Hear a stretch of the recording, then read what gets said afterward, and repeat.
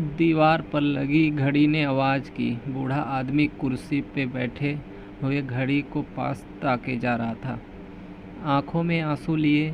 अब तक शाम के 8 बज चुके थे।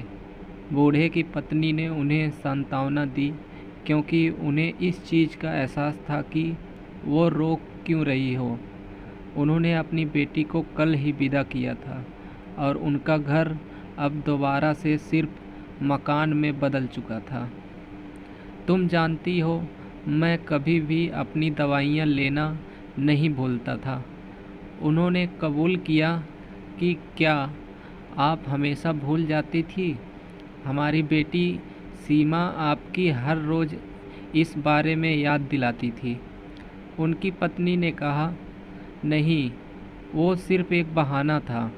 मैं अपनी दवाइयाँ लेना कभी नहीं भूलता था।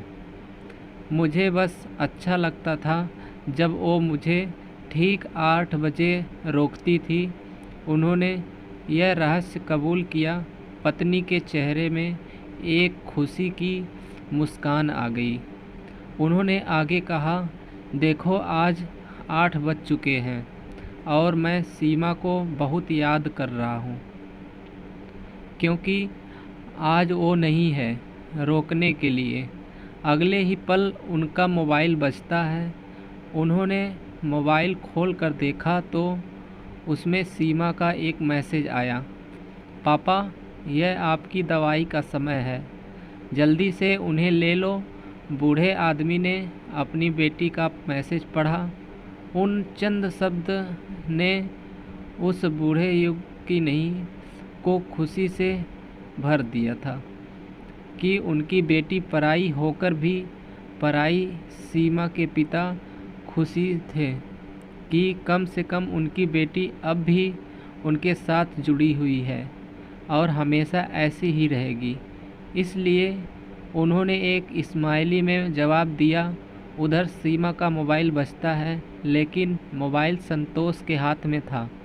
संतोष ने मैसेज को देखा और उन्हें डिलीट करने लगा, लेकिन फिर भी एक आखिरी मैसेज जो पापा का आया हुआ था उसे डिलीट नहीं कर पाया था, क्योंकि उसी समय सीमा बाथरूम में से कमरे में आती है। जैसे ही सीमा उसके पास पहुंचती है, उसने तुरंत बिस्तर पर मोबाइल फेंक दिया। सीमा ने आते ही अपना फ़ोन उसे अचानक संतोष से सवाल किया, अरे पापा ने मुझे ये संतोष मुस्कुराया और कहा। मैं उस दिन पहली बार संतोष ने सीमा की जिम्मेदारियों को संभालना शुरू कर दिया था, क्योंकि वह डॉक्टर होने के साथ अलावा अब एक पति भी था। दोस्तों, यह कहानी कैसी लगी?